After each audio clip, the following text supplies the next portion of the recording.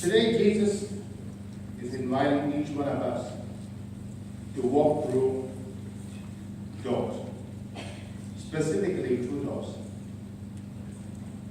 First, he wants you and I to walk through a small door, and then having walked through that small door, he wants you and I then to walk through the big door.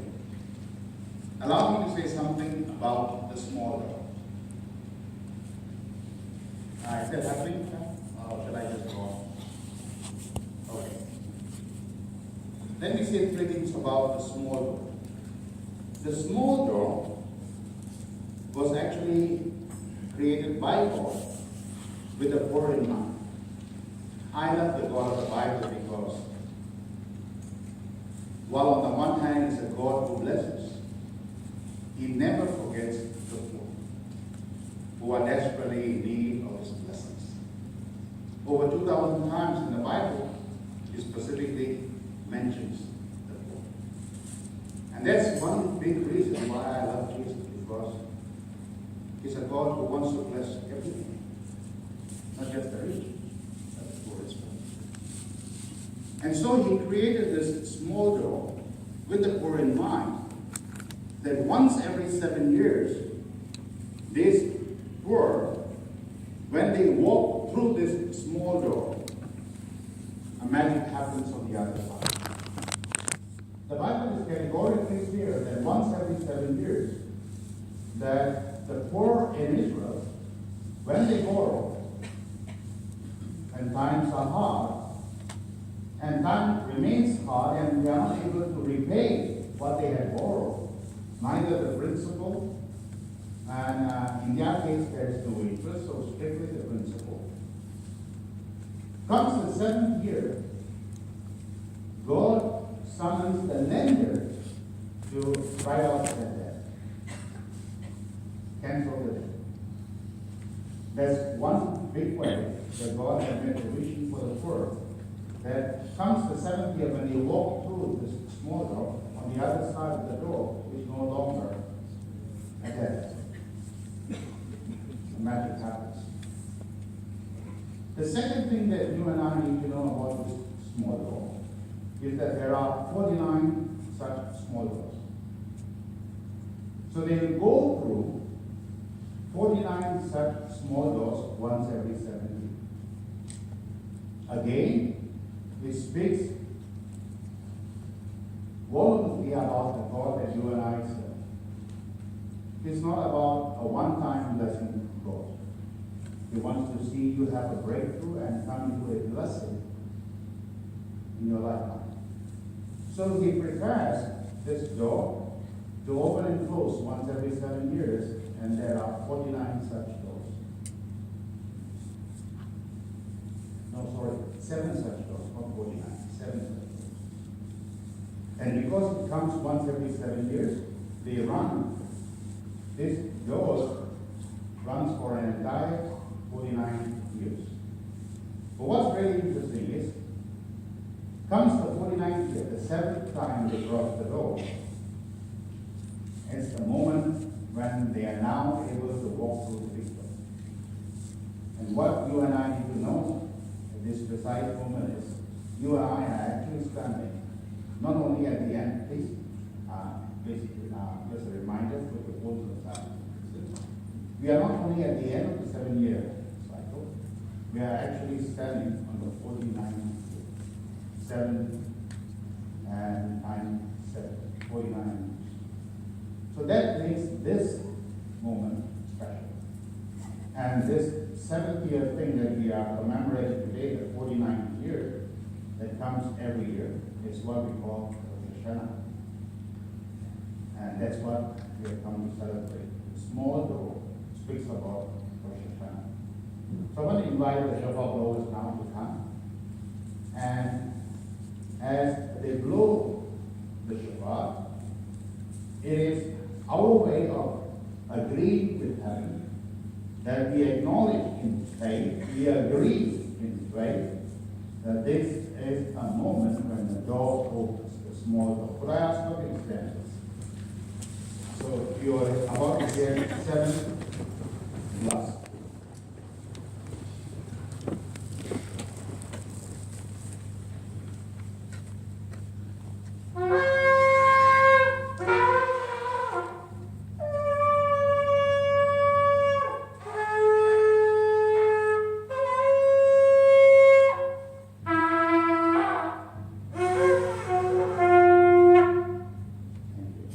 Please be seated.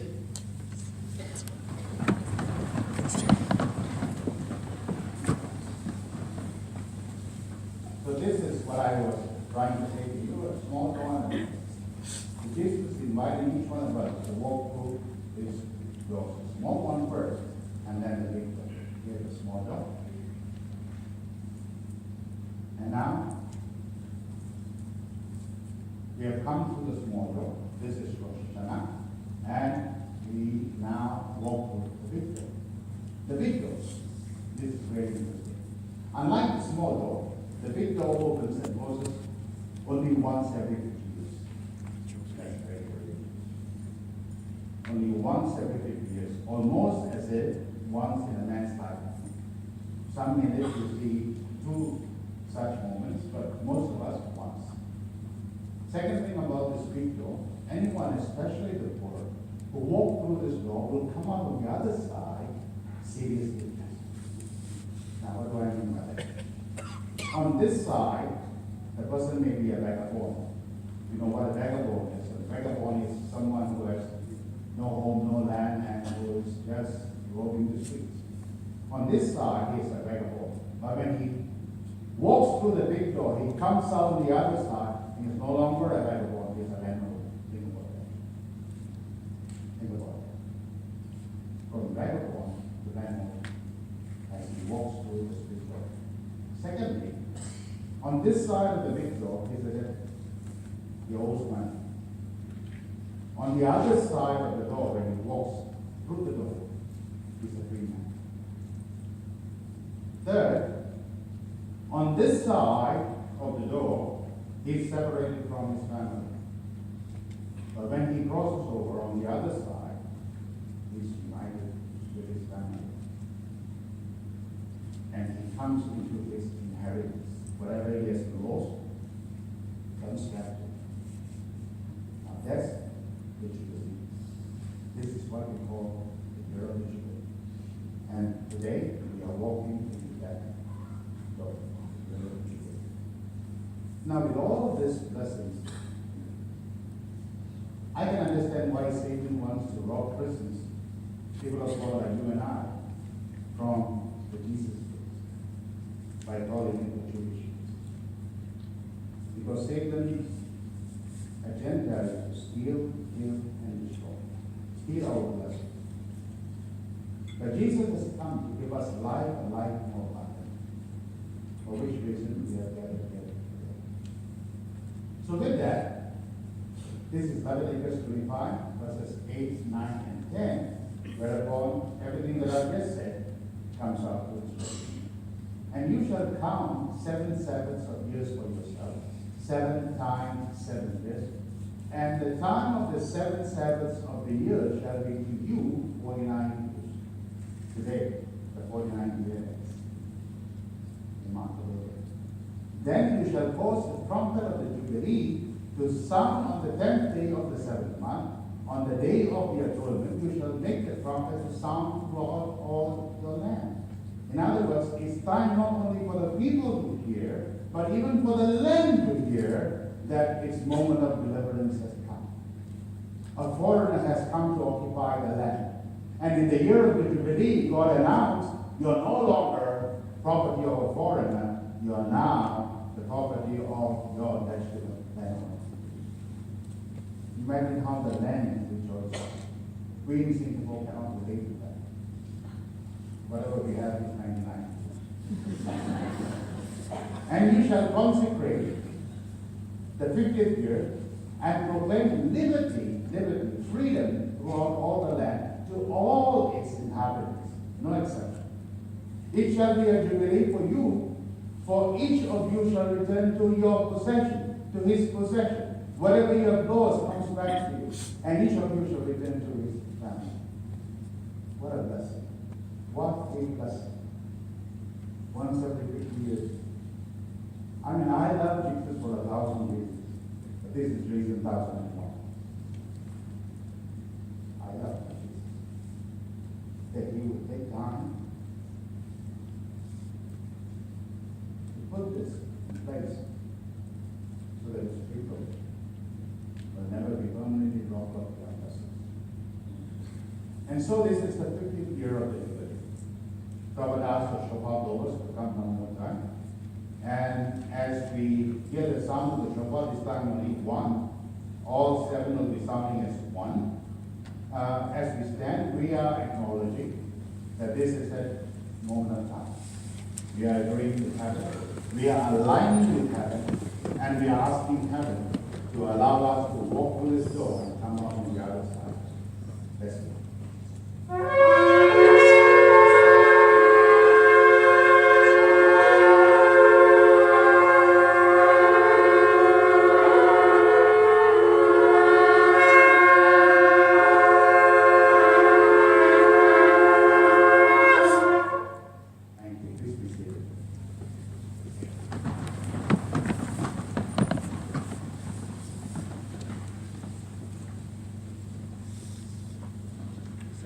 Welcome to the year of the Jubilee. It's the best possible news for God's own people. On the other hand, it can be the worst possible news for someone else. It's a time of blessing for those who love God and walk with God. And it's a time of vengeance for those who choose not. And because the Jubilee revolves around the economy, you and I are about to witness countless shifts, seismic shifts on the global economy. Some of you may have heard about what's happening with the Deutsche Bank, Germany. And if it goes down, they're going to bring not just Germany, not just Europe, not just the European Union, it's going to bring the world down. We are living in such moments right now. But this is no room or cause for fear, because for us this is the year of victory. That God has commanded his blessings for us. So with that, allow me to take you into a portion of scripture that I believe is a word for us in season. And the story revolves around a woman who suddenly finds herself becoming a widow. Everything was going fine until husband dies. And then she finds herself in dire straits and utter predicament. And I love God for inserting this story in the Bible, because this story speaks potently and powerfully and profoundly to this question: when bad things happen to godly people. It does happen. I don't know about you, but I personally have a story how bad things do happen to godly people. This is the picture of my family. The man on the extreme left is my father. The young man on the extreme right was my brother, my mother, and then the missionary from India. That missionary, standing next to my father, was the man who led my brother to the Lord and baptized him. And this was the day when the missionary was making his way home after having baptized my brother. And my brother, ever since he gave his life to the Lord, I've never known anyone else more zealous for the Lord than my brother. You can't be with him for 10 minutes without him mentioning the name Jesus 120 times. That's how zealous he was for the Lord. But on August 9, 1982, he was killed in a car accident in Malaysia while on duty, serving the Lord in mission. Body was torn up into pieces, gathered the pieces together, and he had to lay him to rest on August 9 and 8 here in Singapore. So his service to the Lord ended, and my service to the Lord began. that precise day, the day we lay to rest, or the day my servant to the Lord. Bad things will happen in the world. That's that.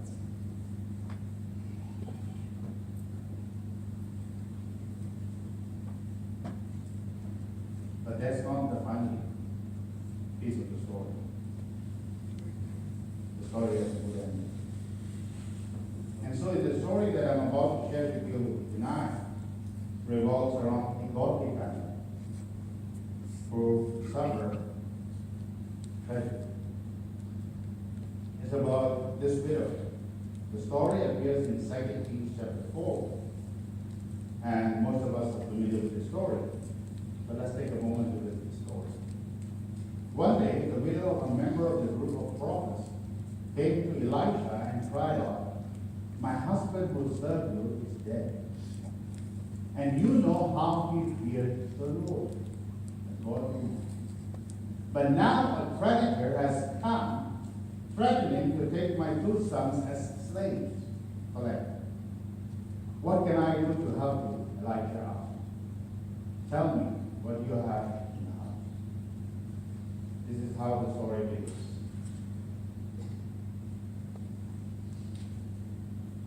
Obviously, given the fact that the 2 sons are young boys, we have reason to believe the man was not that old after that.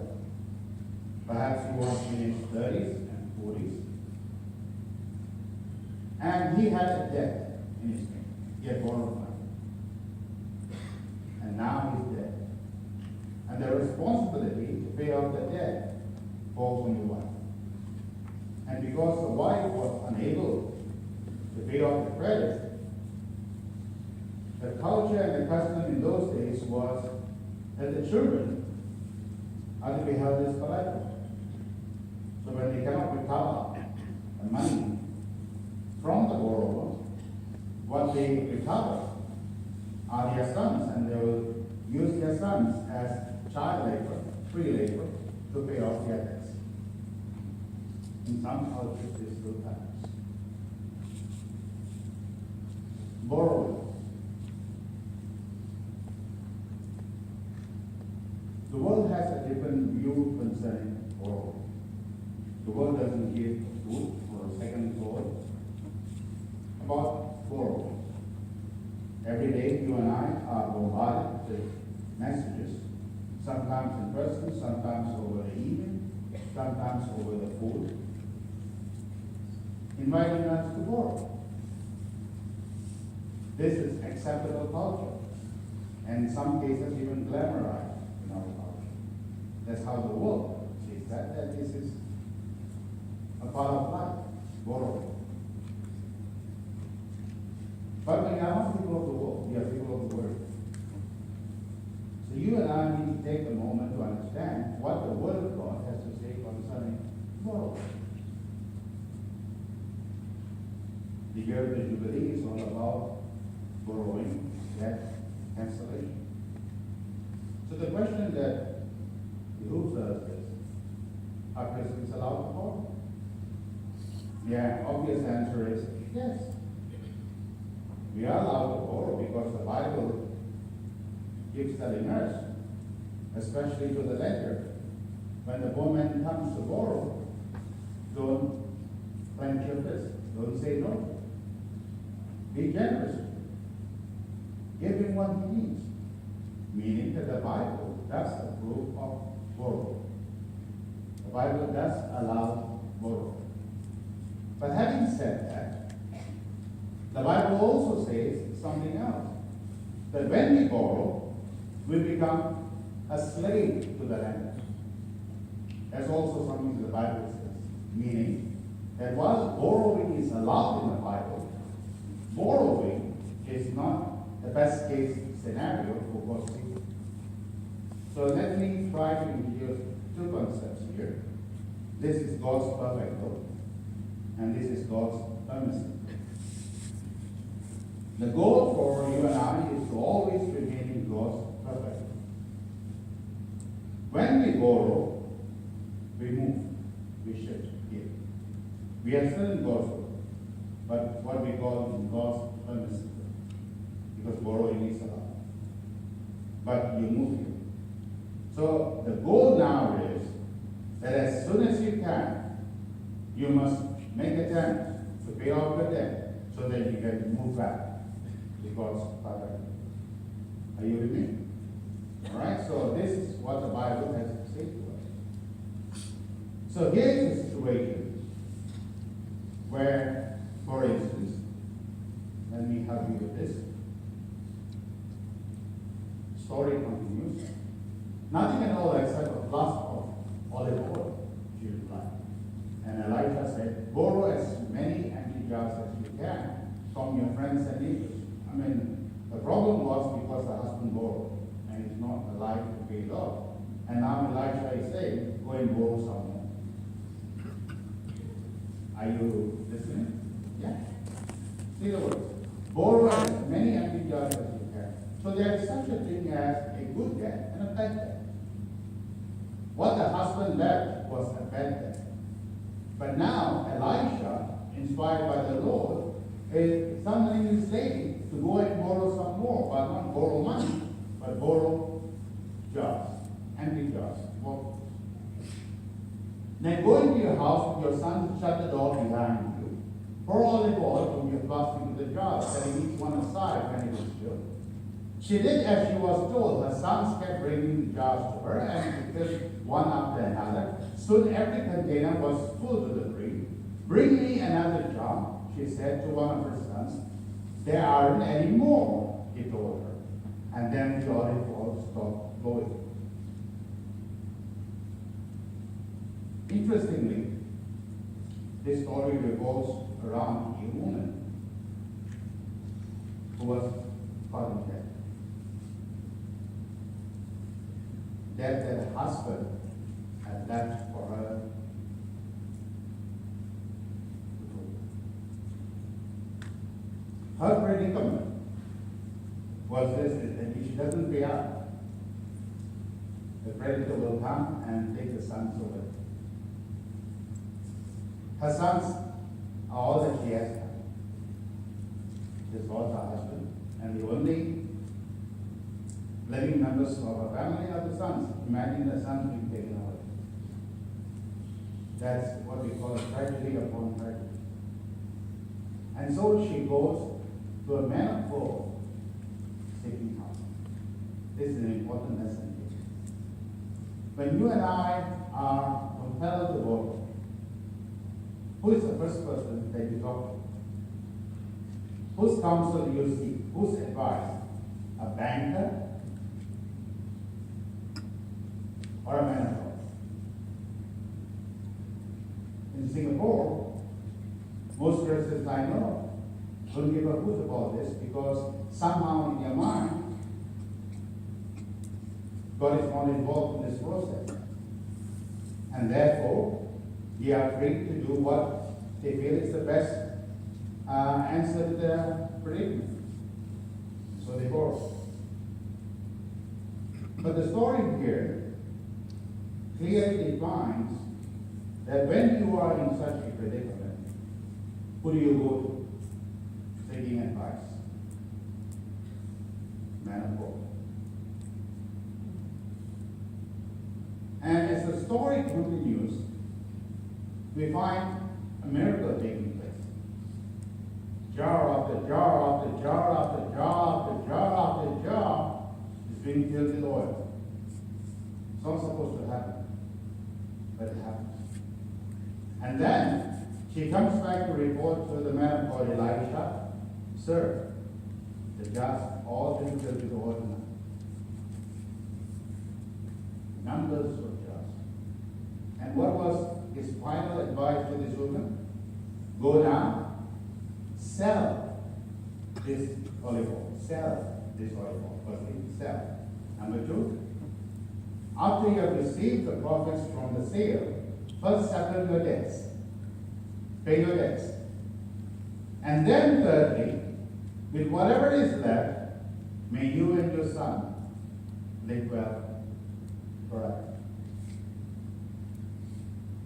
We can find in this story that while she was caught in a situation where she was forced into God's permissive will, she was in God's perfect will until her husband died, and suddenly she found herself thrust in this part of the world where she found herself in God's permissive will. And she was desperately wanting to get back into God's perfect will. And the advice came from the man of God, let God do a miracle for you. But once a miracle happens, the first thing you must do is to pay off your debt. Because the moment you pay off your debt, you automatically come back. Far too many Christians are living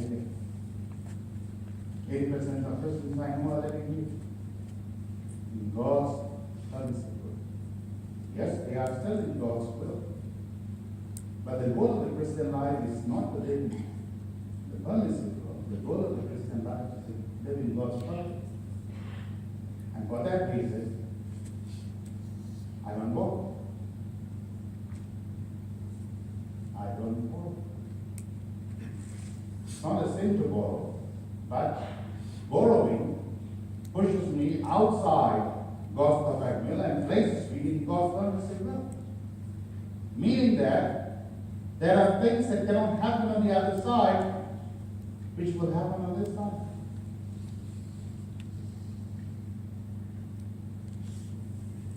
The second lesson that we learn is that assurance. She almost lost the children. Almost. If God had not intervened,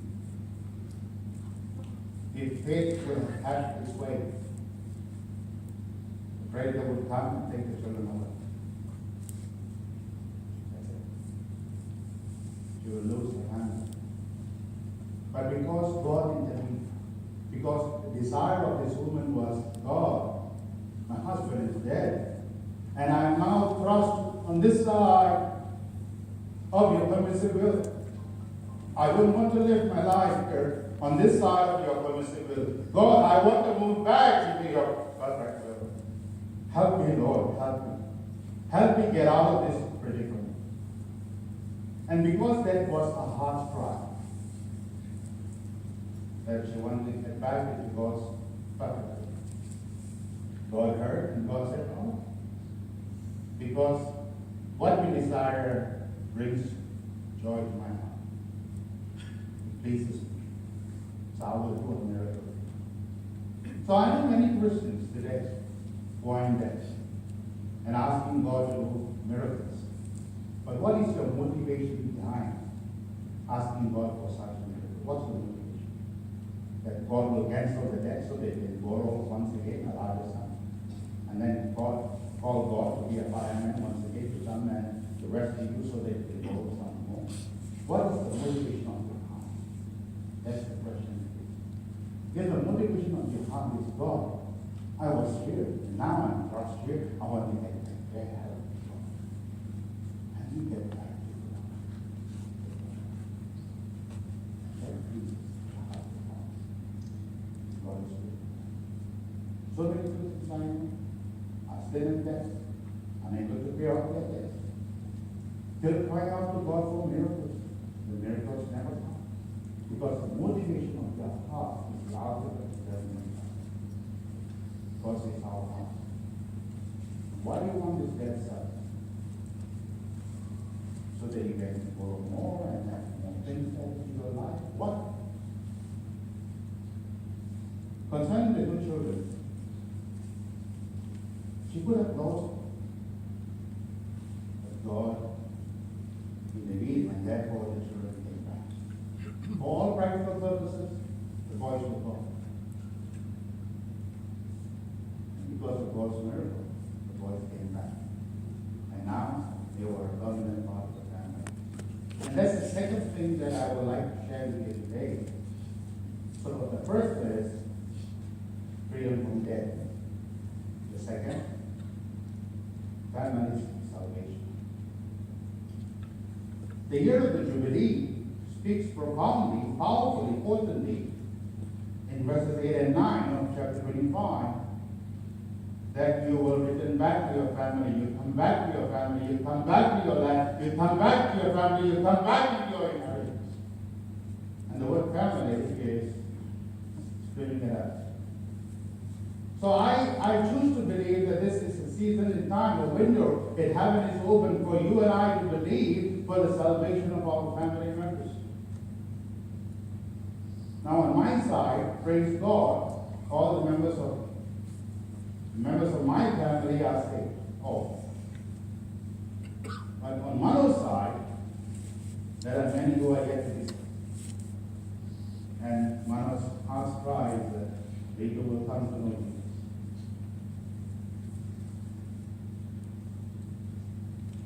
As Christians, we often speak about harvest whenever we see converts coming into the kingdom. We call that a harvest season. And if you understand what a harvest is all about, then the harvest is a seasonal work. You don't harvest every day of the year. You have to sow, you have to nurture, and then finally you do your harvest. So harvesting are appropriated during certain seasons. And in the Bible, there are 3 seasons of harvest: Passover, Pentecost, Tabernacles. 3 seasons of harvest. Which is why 3 times a year the people of God are invited to come and to bring the blessings of their harvest and present them before the Lord. At Passover, Pentecost, and Tabernacles. So we are now studying at Tabernacles, the 3rd harvest season. People, this is a harvest season. I choose to believe, and I hope you do too, that this is a harvest season. Meaning that heaven is especially working overtime to bring the lost members of your family, my family, into the kingdom. I choose to believe that.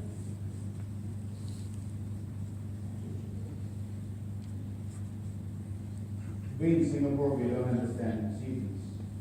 But where I came from, I just came back last night. There are 4 seasons. And one of the pastors I met, I had another conversation. We had a pastor come from Singapore who doesn't understand seasons. And he was trying to push us to do this and push us to do that. Completely ignoring that we are bound by the 4 seasons. What we do in summer, we cannot do during winter. But this pastor from Singapore insists that what we do in summer, we do in winter. I said, forgive this pastor from Singapore, because where we come from, there are no seasons. And because of that, we have no idea. We do not have a concept of what seasons are. Concept, season is